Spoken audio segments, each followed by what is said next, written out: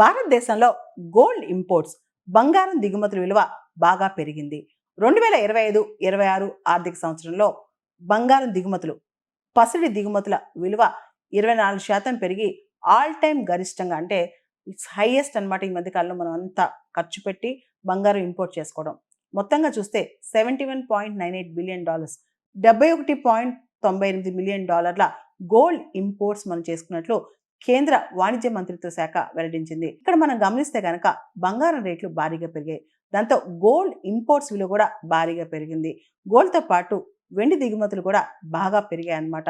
మొత్తంగా మనం చూస్తే కనుక $12 బిలియన్ విలువైన వెండి కూడా గత ఆర్థిక సంవత్సరంలో మనం ఇంపోర్ట్ చేసుకున్నాం.